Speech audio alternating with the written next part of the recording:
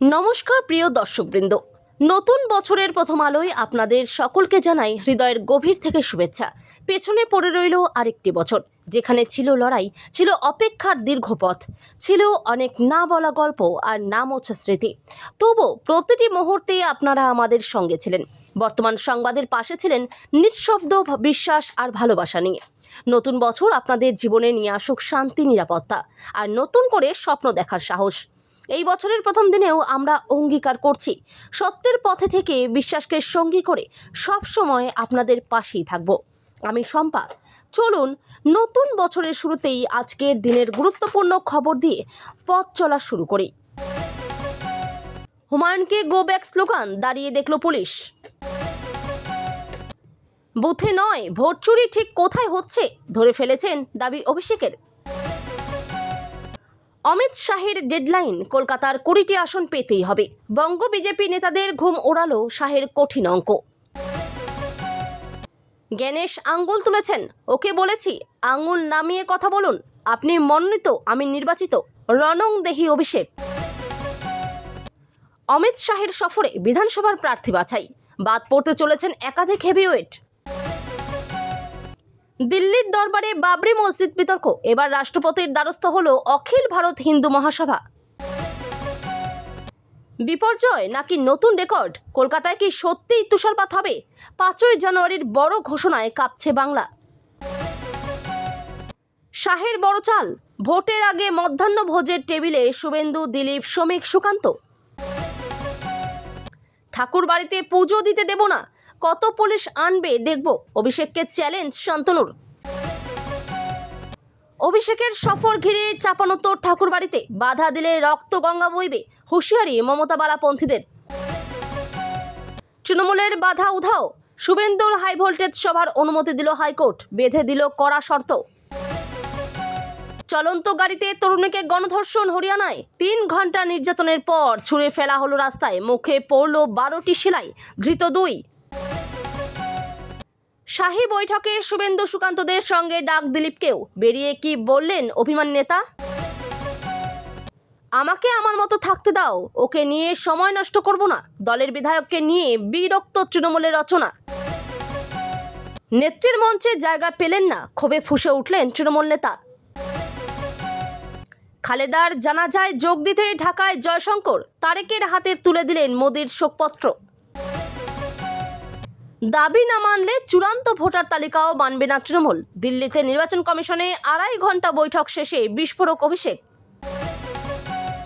নতুন বছরের শুরুতেই বাংলায় প্রধানমন্ত্রী, 18ই জানুয়ারি মালদহে সভা, সূত্র। যোগ্যতা প্রমাণ করলে তবেই ফের টিকিট, বিধায়কদের হোমওয়ার্ক দিলেন অমিত শাহ, বললেন বুকে লিখে নিন। বাংলা বলায় মহারাষ্ট্রে গ্রেপ্তার বিজেপি কর্মী, সুকান্তকে বলার পরও ছাড়াননি, গুরুতর অভিযোগ অভিষেকের। মেলায় কেন বিকোচ্ছে বাংলাদেশের বই, শ্যামনগরের তাণ্ডব হিন্দু জাগরণ মঞ্চের। চুচুড়ার পর এবার পোলবাই এসআইআর শুনানিতে বাধা, ভিডিওকে হুঁশিয়ারি টিএমসি বিধায়ক অসিত মজুমদারের। বিজেপি শাসিত অসমে আক্রান্ত বাংলার ফেরিওয়ালা, পাশে দাঁড়িয়েছেন তৃণমূল সাংসদ। তৃণমূল 3 নম্বরে নেমে যাবে, 2-এ আমরা, বড় দাবি হুমায়ুনের। সঙ্গে জানুয়ারিতে ব্রিগেড সমাবেশ করার ইচ্ছে প্রকাশ। মন্ত্রী ঘনিষ্ঠ কাউন্সিলরের ইস্তফা, পদত্যাগের হুমকি তৃণমূলের আরও কয়েকজন পুর প্রতিনিধির, দক্ষিণ দমদমে শোরগোল। মমতার রাজ্যে মহিলারা নিরাপদ নন, ভিডিও পোস্ট করে ফের সরব শুভেন্দু। দোকানের বিপুল সোনা লুটে পালিয়েছিল দুষ্কৃতীরা, 1 মাস পরে 6 জনকে গ্রেপ্তার করল সুতি থানার পুলিশ। ফেসবুকে শুধু ছবি না তুলে এলাকায় জনসংযোগ বাড়ান, বিধায়কদের নির্দেশ অমিত শাহর। মহেশতলায় বন্ধ ঘর থেকে উদ্ধার বাবা ও ছেলের দেহ, খুন না আত্মহত্যা, ধোঁয়াশায় পুলিশ। এতক্ষণ শুনছিলেন সংবাদ শিরোনাম, এখন আসছি বিস্তারিত খবরে। বিস্তারিত খবর শোনানোর পূর্বেই আপনাদের কাছে করব একটি ছোট্ট অনুরোধ। বর্তমান সংবাদ চ্যানেলের খবর প্রত্যেকদিন শোনার জন্য চ্যানেলটি এক্ষুনি সাবস্ক্রাইব করে নিন। হুগলিতে ইজতেমা স্থলে গিয়ে হেনস্থার মুখে ভরতপুরের বিধায়ক তথা জনতা উন্নয়ন পার্টির প্রতিষ্ঠাতা হুমায়ুন কবির, তাকে গো ব্যাক স্লোগান, অভিযোগ তৃণমূলের দিকে, যদিও অভিযোগ অস্বীকার করেছে তৃণমূল। ঘটনাকে ঘিরে উত্তেজনা হুগলির দাঁতপুরের পুইনামে। হুমায়ুনের দাবি, ইজতেমা স্থলে তিনি নামাজ পড়তে গিয়েছিলেন, কিন্তু ঢোকার মুখেই মহেশ্বরপুরে তাকে ঘিরে বিক্ষোভ দেখানো হয়। পরে যে স্থানে অনুষ্ঠিত হয় ইজতেমা অর্থাৎ পুইনানে, সেখানে যাওয়ার পরও তাকে আরও একবার বিক্ষোভ দেখানো হয় বলে অভিযোগ। যদিও তৃণমূলের দাবি হুমায়ুনের দাবি মিথ্যা, তৃণমূল ইজতেমা আয়োজন করেনি, তাই বিক্ষোভের অভিযোগ সম্পূর্ণ মিথ্যা এবং তিনি ধর্মীয় অনুষ্ঠান স্থানে গিয়ে রাজনীতি করছেন। স্থানীয় তৃণমূল নেতা ওয়াসিম রেজা বলেন, তৃণমূলের তরফে কোনো ইজতেমার আয়োজন করা হয়নি, কমিটির লোক পরিচালনা করে। শুনেছি ওনাকে নাকি ঢুকতে দেওয়া হয়নি, এর সঙ্গে তৃণমূল কোনোভাবেই জড়িত নয়, সর্বোপরি মিথ্যা কথা। হুমায়ুন কবির বলেন, বাংলার সংখ্যালঘু প্রধান একটা এলাকার জনপ্রতিনিধি আমি, সেখানে আমাকে বাধা দেওয়া হচ্ছে। শুরুতেই তিনি গাড়ির সামনে দাঁড়িয়ে বাধা দিচ্ছেন, যেতে দেব না বলছিলেন। আমাদের প্রার্থী ইব্রাহিম হাজি তাদেরকে সরালেন, আর প্রশাসন দাঁড়িয়ে দাঁড়িয়ে দেখছে, কারণ একটাই শাসক দলের ইন্ধন রয়েছে, তাই পুলিশ দাঁড়িয়ে দেখছে। একজন বিধায়ককে আটকানো হচ্ছে, সেখানে 5-6 জন পুলিশ ঘুরে বেড়াচ্ছে, আটকাচ্ছে না। তৃণমূলের যারা কর্তারা রয়েছেন তারা ভয় পেয়েছেন, এসবের জবাব পাবে। উল্লেখ্য, কিছুদিন আগেই পুলিশের সঙ্গে বচসায় জড়ান হুমায়ুন ও তার ছেলে। হুমায়ুনের নিরাপত্তারক্ষী পুলিশ কর্মীকে মারধরের অভিযোগে রবিনকে থানায় নিয়ে যায় শক্তিনগর থানার পুলিশ। প্রায় 7 ঘন্টা জিজ্ঞাসাবাদের পর ছাড়া পান। তবে এই ঘটনায় পুলিশ হুমায়ুন ও তার ছেলের বিরুদ্ধে থানায় অভিযোগ দায়ের করে। দুর্গা অঙ্গনের ভূমিপ্রস্তর স্থান নিয়ে কটাক্ষ করে বলেন, মুখ্যমন্ত্রীর চেয়ারে বসে সরকারি টাকায় করছেন, এটাই দুর্ভাগ্যজনক। একটা সাম্প্রদায়িক দল বিজেপির মোকাবিলা করতে গিয়ে এসব করছেন, এটা সরকারিভাবে করা যায় না। আমরা মন্দির করার বিরোধী নই, আমরা মানুষের কাছে মাথা নত করব, ক্ষমতার কাছে নয়। বুধবার দিল্লিতে নির্বাচন কমিশনের ফুল বেঞ্চের সঙ্গে 2.5 ঘন্টা ধরে কথা বলার পর এমনটাই বললেন তৃণমূলের সর্বভারতীয় সাধারণ সম্পাদক অভিষেক বন্দ্যোপাধ্যায়। এদিন নির্বাচন কমিশনের দপ্তরের সামনে সাংবাদিকদের মুখোমুখি হয়ে অভিষেক দাবি করেছেন, ভোট ঠিক কোথায় চুরি হচ্ছে তা তিনি ধরে ফেলেছেন। এদিন অভিষেক বলেন, ভোটার লিস্টে চুরি হচ্ছে, সফটওয়্যারে চুরি হচ্ছে, ইভিএমে চুরি হচ্ছে না। তার দাবি, ইভিএম তো চেক করা যায়, কিন্তু সফটওয়্যারে কি হচ্ছে তা বোঝা যায় না। অভিষেকের কথায় বুঝতেও পারবেন না ওরা কি অ্যালগোরিদম করে রেখেছে, কি সফটওয়্যারে রেখেছে। ভোটার লিস্ট থেকে লাখ লাখ ভোটারকে বাদ দেওয়া হচ্ছে, তবে এই ভোট চুরির বিষয়টি অন্য বিরোধী দলগুলি ধরতে পারছে না বলেই দাবি করেছেন অভিষেক। তৃণমূলের সেকেন্ড ইন কমান্ড দিল্লিতে দাঁড়িয়ে এদিন বলেন, প্রত্যেক দলের ইলেকটোরাল রোলের চুরি ধরা উচিত। আমরা হাতে নাতে ধরেছি, এমন হাজার হাজার কেস আছে। যেসব রাজ্যে তৃণমূলের সমমনোভাবাপন্ন দল ক্ষমতায় রয়েছে, সেখানে কি চলছে, সেখানে ক্ষমতা থাকা দলগুলিকে কি বলবেন? এই প্রশ্নের উত্তরে অভিষেক বলেন, কথা হলে নিশ্চয়ই বলবো, সবার লড়াই করা উচিত, সব জায়গায় ষড়যন্ত্র চলছে, সেগুলো ধরতে হবে। শুধু সরব হলে হবে না, প্রতি সেকেন্ড লড়াই করতে হবে। ইঞ্জিনই যদি খারাপ হয় তাহলে কি করে হবে?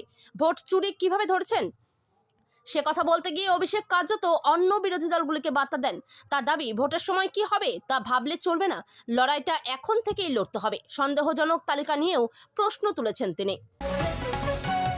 2026 সালের বিধানসভা নির্বাচনে 200 আসন জয়ের লক্ষ্য নিয়ে বঙ্গ বিজেপি নেতাদের কড়া টাস্ক দিলেন কেন্দ্রীয় স্বরাষ্ট্রমন্ত্রী অমিত শাহ। বিশেষ করে কলকাতার 28টি আসনের মধ্যে অন্তত 20টিতে জয় নিশ্চিত করার নির্দেশ দিয়েছেন তিনি। শাহের এই কঠিন সমীকরণে বর্ষ শেষে কার্যত অস্বস্তিতে পড়েছেন শুভেন্দু অধিকারী, সুকান্ত মজুমদার ও দিলীপ ঘোষের মতো শীর্ষ নেতারা। লক্ষ্য পূরণে আগামী 2 মাস বিধায়কদের পারফরম্যান্সের ভিত্তিতেই মিলবে আগামী নির্বাচনের টিকিট। বিজেপিকে ক্ষমতায় আনতে এবার ভবানীপুর সহ মহানগরের সাংগঠনিক জেলাগুলোতে বাড়তি নজরদারির নির্দেশ দেওয়া হয়েছে। শাহের স্পষ্ট বার্তা, 77 থেকে 200 আসনে পৌঁছানো অসম্ভব নয়, তবে তার জন্য নেতাদের ঘরে ঘরে গিয়ে জনসংযোগ বাড়াতে হবে। কেন্দ্রীয় নেতৃত্বের এই ভোকাল টনিক ও কঠোর শর্ত মানতে গিয়ে এখন নাভিশ্বাস ওঠার জোগাড় রাজ্য নেতৃত্বের। বঙ্গ জয়ের স্বপ্ন সফল করতে 4 প্রভাবশালী নেতাকে এক ছাতার তলায় এনে লড়াইয়ের রণকৌশল সাজিয়ে দিলেন শাহ। বুধবার অভিষেকের সঙ্গে তৃণমূলের প্রতিনিধি দলে ছিলেন রাজ্যসভার সাংসদ ডেরেক ওব্রায়েন, ঋতব্রত বন্দ্যোপাধ্যায়, সাকেত গোখলে, মমতা বালা ঠাকুর, নাদিমুল হক, লোকসভার সাংসদ কল্যাণ বন্দ্যোপাধ্যায়, রাজ্যের 3 মন্ত্রী চন্দ্রিমা ভট্টাচার্য, মানস ভূঁইয়া এবং প্রদীপ মজুমদার।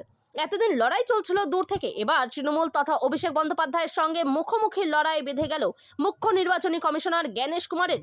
বুধবার নয়াদিল্লির নির্বাচন সদনে তৃণমূলের প্রতিনিধি দলের সঙ্গে বৈঠকের যে বিবরণ বৈঠকের পরে অভিষেক বুধবার নয়াদিল্লি নির্বাচন সদনে তৃণমূলের প্রতিনিধি দলের সঙ্গে বৈঠকের যে বিবরণ বৈঠকের পরে অভিষেক দিয়েছেন, তাতে সেই বিষয়টি স্পষ্ট। তৃণমূলের প্রতিনিধি দলের একাধিক সদস্যের বক্তব্য, পরিস্থিতি যে এতটা গরম হবে তা তাদের ধারণার মধ্যে ছিল না। বৈঠক এত দীর্ঘ হবে সেই আন্দাজও ছিল না। কয়েকজন সাংসদ তাই সন্ধ্যার কলকাতার উড়ানের টিকিট কেটে রেখেছিলেন। তাদের কার্যত পরিমরি করে বিমানবন্দরে ছুটতে হয়। 2.5 ঘন্টা বৈঠকের পর বেরিয়ে দৃশ্যতই উত্তেজিত অভিষেক বলেন, জ্ঞানেশ কুমার একাই কথা বলেছেন, আরও 2 জন কমিশনার ছিলেন, তারা কারেননি। আমরা বলা শুরু করতেই থামিয়ে দেওয়ার চেষ্টা করা হচ্ছিল। উঁচু গলায় কথা বলে আমার দিকে আঙ্গুল তোলেন গণেশ। আমি তখন বলি, আঙ্গুল নামিয়ে কথা বলুন, আপনি কিন্তু মনোনীত, আমি জনগণের দ্বারা নির্বাচিত। ভাববেন না আপনি জোর গলায় কথা বললেই আমরা দমে যাব। 2026 সালের বিধানসভা নির্বাচনে পদ্ম শিবিরে অনেক বদল আসতে চলেছে। বাদ পড়তে চলেছেন একাধিক হেভিওয়েট বিধায়ক বলে সূত্রের খবর। বিশেষ করে বিজেপির অন্দরে প্রার্থী বাছাই নিয়ে শুরু হয়েছে তালিকা তৈরি। কেন্দ্রীয় স্বরাষ্ট্রমন্ত্রী অমিত শাহের পশ্চিমবঙ্গ সফরের প্রার্থী তালিকায় নিয়েই কাটছাঁটের ইঙ্গিত স্পষ্ট হয়ে উঠেছে। এই আবহেই বিজেপির একাধিক পরিচিত মুখ 2026 সালের বিধানসভা নির্বাচনে প্রতিদ্বন্দ্বিতা করতে আগ্রহ প্রকাশ করেছেন বলে সূত্রের খবর।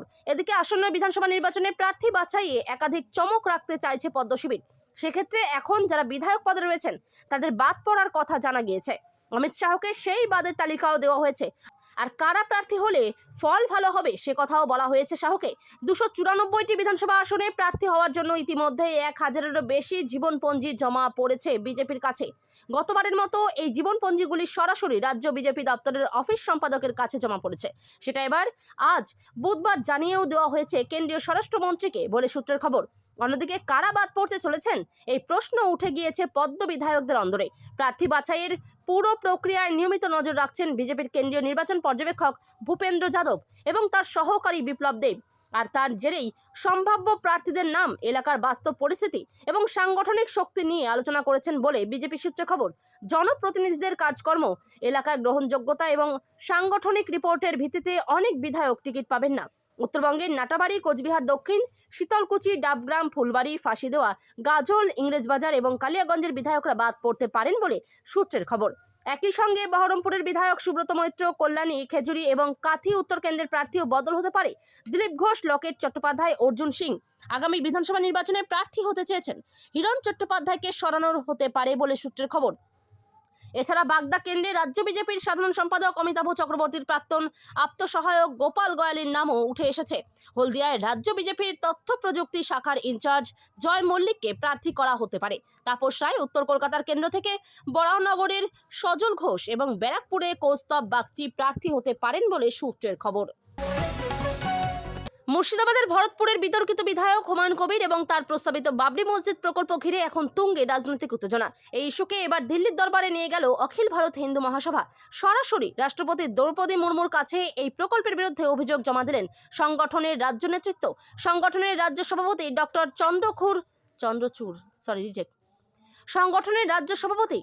চন্দ্রচূড় গোস্বামীর নেতৃত্বে একটি প্রতিনিধি দল দিল্লির রাষ্ট্রপতি ভবনে যায়। সেখানে রাষ্ট্রপতির চিফ সেক্রেটারির হাতে স্মারকলিপি দিয়ে তারা দাবি জানান, ভারতের মাটিতে কোনোভাবেই বাবরের নামে মসজিদ হতে দেওয়া যাবে না।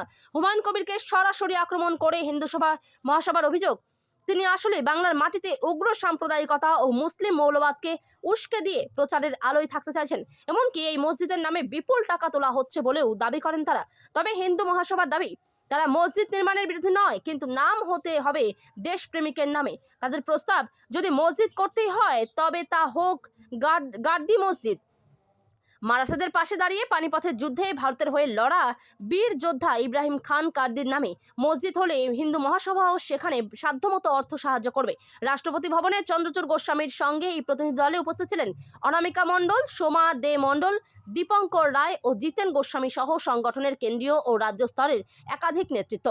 বাবরি মসজিদ ইস্যুতে হিন্দু মহাসভার এই প্রতিবাদ এবং সরাসরি রাষ্ট্রপতির হস্তক্ষেপের দাবি সব মিলিয়ে বাংলার রাজনৈতিক সমীকরণকে যে এক নতুন ও উত্তপ্ত মোড় দিল সে বিষয়ে কোনো সন্দেহ নেই। বছরের শেষে হাড় কাঁপানো ঠান্ডায় কাঁপছে পশ্চিমবঙ্গ। উত্তরবঙ্গের কনকনে শীতল হাওয়াকে টেক্কা দিচ্ছে দক্ষিণ ও পশ্চিমের জেলাগুলো। কলকাতায় 11 ডিগ্রি এবং দমদমে 10 ডিগ্রি সেলসিয়াসে পারদ নামায় 2 শতকের শীতলতম বর্ষ শেষের রেকর্ড তৈরি হয়েছে। বীরভূম, বাঁকুড়া ও বর্ধমানে তাপমাত্রা 6 থেকে 8 ডিগ্রির ঘরে ঘোরাফেরা করছে, যা জনজীবনকে বিপর্যস্ত করে তুলেছে। মৌসুম ভবনের পূর্বাভাস অনুযায়ী পশ্চিমী ঝঞ্ঝার প্রভাবে আগামী কয়েকদিন তাপমাত্রা সামান্য বাড়লেও 5ই জানুয়ারি থেকে শুরু হবে দ্বিতীয় দফার শৈত্যপ্রবাহ। 12ই জানুয়ারি পর্যন্ত রাজ্যের অন্তত 6টি জেলায় তীব্র শৈত্যপ্রবাহ বা কোল্ড ওয়েভ চলার সম্ভাবনা রয়েছে। পাহাড়ি নামক এই বিশেষ শৈত্য বলয়ের প্রভাবে জানুয়ারির শুরুতে তিলোত্তমা সহ গোটা রাজ্যে শীতের দাপট আরও বাড়বে।